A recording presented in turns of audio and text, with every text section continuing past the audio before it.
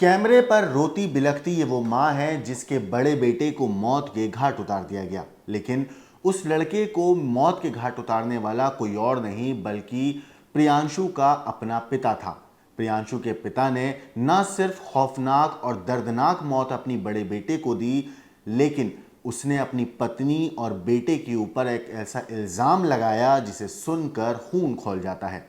एक पिता अपने बेटे और उसकी पत्नी यानी कि बेटा और उसकी जो माँ है उन दोनों के रिश्ते को लेकर ऐसी गंदी बात बोलता है जिसे जानने के बाद रूह कांप जाती है। एक पिता अपने बेटे के साथ माँ के नाजायज़ रिश्ते की बात कहता है और फिर उसके बाद जो कहानी निकलकर सामने आती है वो रूह को अंदर तक दहला देती है।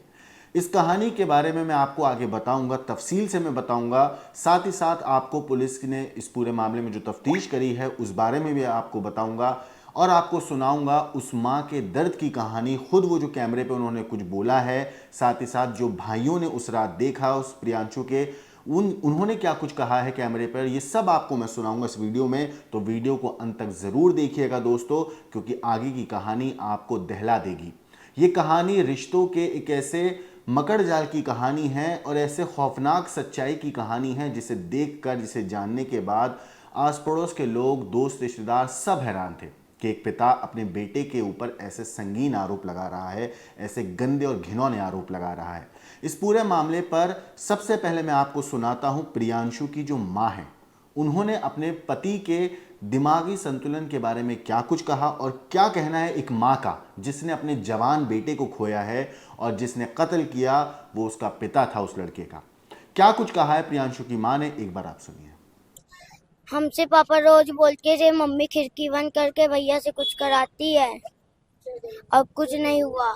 तो क्या किया कल सुबह? क्या जो देखो खून कल कल सुबह हम देखे कि सीढ़ी पे खून है। जब खुलवाए गेट तो हम लोग हैरान हो गए थे।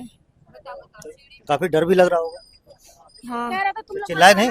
तुम लोग शोर नहीं मचाया? अरे चिल्ला रहे थे हम लोग को मार जाएंगे।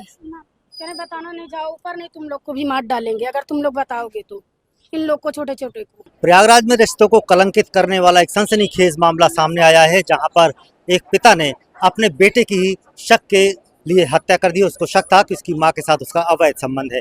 18 साल के प्रियांशु की हत्या उसके पिता ने ही कर दी है। हम उस घर पे हैं जहां पर पुलिस ने अभी नजरी नक्शा बनाया है और परिवार के लोग दुखी हैं, मोहल्ले के लोग दुखी हैं कि इस तरह से एक बाप ने ही अपने बेटे की नृशंस हत्या कर दी है। हम उनकी मां के सामने हैं और उनकी मां से ही जानने की कोशिश करेंगे कि क्या पूरा मामला था और किस तरह से शक था कि उसके बेटे का और आपके साथ अवैध संबंध था। किस तरह से आरोप लगाया? अरे सर बता तो दिए, ये शक की बीमारी थी और शक वो हमेशा करता रहता था हम लोग माई बेटे के ऊपर। कब खिड़की खुला है, कब खिड़की बंद है, उसकी शक की हमेशा बीमारी रहती थी। उसकी शक की बीमारी से हम थक चुके हैं। रोज हमसे लड़ाई होती थी कि कोई माँ बेटे के साथ ऐसा करेगा।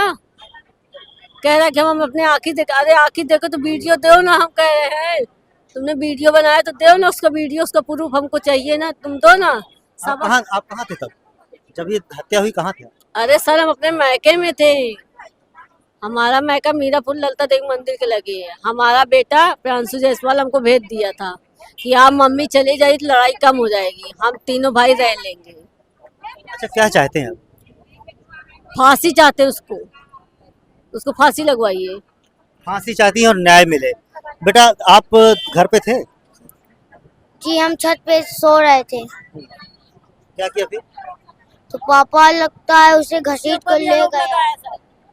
पापा लगता है उसे घसीट के ले गए अंदर, पहले सर पे मारे हैं फिर उसे गला काट दिया उसका।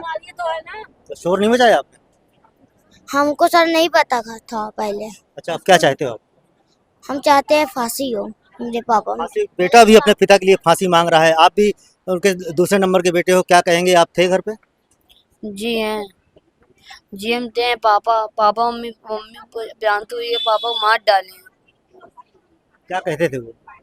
और कभी छत से प्यांदू ये घसीट के ले आए नीचे, ले आए नीचे कमरा में बंद करके बहुत बेरहमी मौत मारे बेचारे को। काफी शोर मचाया होगा उसने? नहीं, नींद गोली खिलाया था उसको, तब मारे। अरे वैसे मरते तो हम कर हम खुद मार देते अपने बाप को। क्या चाहते हो? हम चाहते हैं बस हमारे बाप को फांसी हो, उनको अन्याय चाहिए। न्याय चाहिए और परिवार के लोग फांसी की मांग कर रहे हैं। कुछ मोहल्ले के लोग हैं, उनसे हम जानने की कोशिश करेंगे कि सब्जी लगाने का काम करता था और इस तरह से एक बाप ने अपने बेटे और माँ पर इस कलंकित करने के आरोप लगाया है। जी गलत लगाया है आरोप ये, सब गलत लगाया है उसके ऊपर, बहुत गलत कर रहा है उसके साथ। हम लोग कुछ नहीं जानते हैं, हम लोग को जान के बदले जान चाहिए बस। इंसाफ चाहिए। इंसाफ चाहिए साहब बस, और कुछ नहीं चाहिए। नहीं उसको हम कल के हवाले कर दिए, हम लोग खुद ही मार डालेंगे उसको। या तो आप उसको फांसी दीजिए या तो हम लोग के हवाले करिए, हम लोग मार डालेंगे उसको।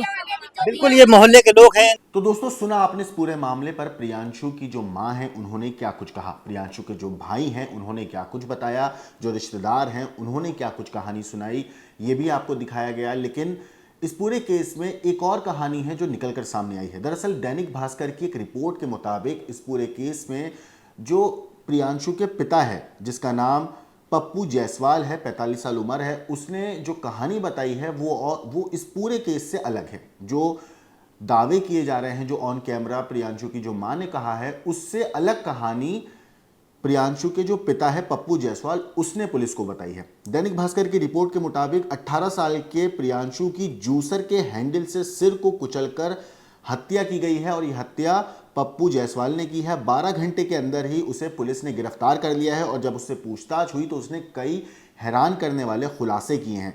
उसने बताया कि जब उसने बेटे पर ताबड़तोड़ वार किए तो वो चीखने लगा, लगातार चीख रहा था और उसकी हर चीख पर वो उस पर वार करता रहा। लहूलुहान होने पर भी उससे रहम नहीं आया। भाई की चीख सुनकर बाकी 2 भाई आए तो जमीन पर पड़े बेटे की ओर उसने इशारा करते हुए कहा कि अब ये कभी नहीं बोलेगा। इसके बाद जो पिता था पप्पू जायसवाल, वो मौके से फरार हो जाता है।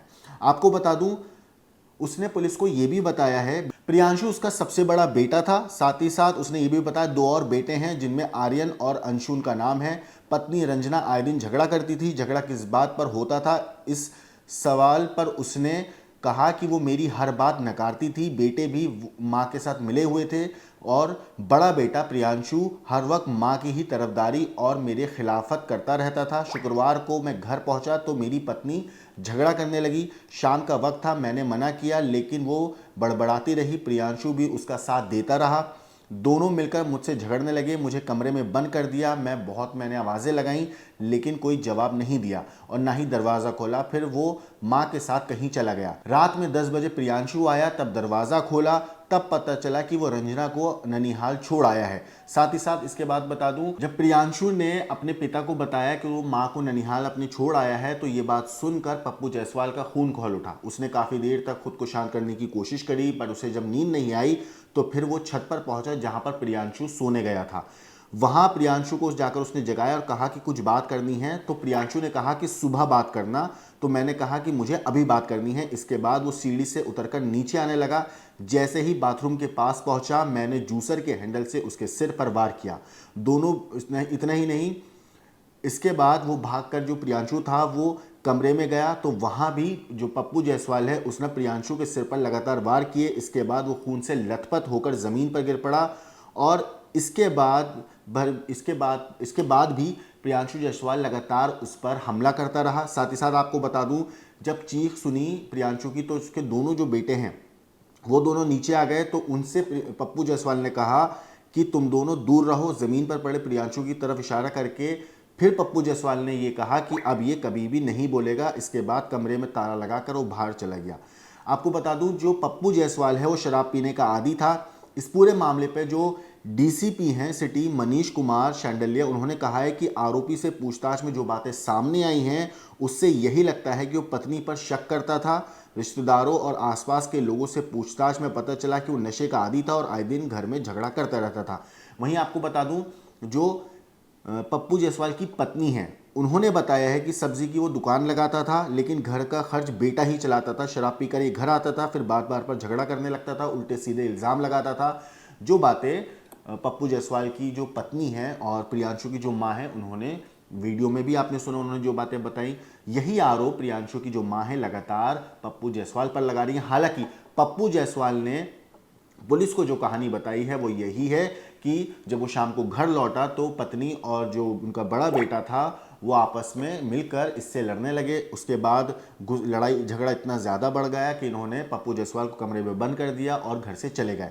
10 बजे जब प्रियांशु घर लौटा तब उसने दरवाज़ा खोला और माँ के बारे में जब पूछा उसने पप्पू जायसवाल ने, तो उस टाइम पे प्रियांशु ने बोला कि उसे ननिहाल छोड़ आया है। लेकिन उसके दिल दिमाग पर गुस्सा उस वक्त इतना ज़्यादा बढ़ चुका था कि वो छत पर गया, वहाँ से उसको नीचे उतार कर लेकर आया और जब वो नीचे आ रहा था तब उस पर हमला किया और उसकी जान ले ली। इस पूरी चीज़ के ऊपर पुलिस की क्या कुछ कहना है, एक बार आप सुनिए। 25/4/2026 को समय करीब सुबह के 8 बजे जरिए आरटी से सूचना प्राप्त हुई कि चाट वाली गली, थाना करेली, कमिश्नरेट प्रयागराज में एक गिरीश चंद्र जायसवाल उर्फ पप्पू जायसवाल ने अपने 20 वर्षीय पुत्र प्रियांशु जायसवाल की किसी वस्तु से मारकर हत्या कर दी गई है। घटना का कारण पारिवारिक कलह और पिता द्वारा अपने पुत्र प्रियांशु जायसवाल पर अपनी पत्नी से अवैध संबंध का शक होना बताया जा रहा है। तहरीर ले ली गई है तथा तहरीर के आधार पर संबंधित धाराओं में मुकदमा दर्ज हो चुका है तथा अभियुक्त की गिरफ्तारी करके आगे की विधिक कार्रवाई प्रचलित है। तो दोस्तों देखा आपने, मैंने आपको इस पूरे मामले पे प्रियांशु की माँ की बात भी सुनाई, उसके जो दोनों बेटे हैं उन्होंने क्या कुछ कहा उनकी बात भी सुनाई, पुलिस ने जो कहा वो भी आपको सुनाया। इस पूरे केस के ऊपर आपकी जो राय है मुझे कमेंट करके ज़रूर बताइएगा। लेकिन देश और दुनिया की बाकी क्राइम की खबरों के लिए देखते रहिए क्राइम तक।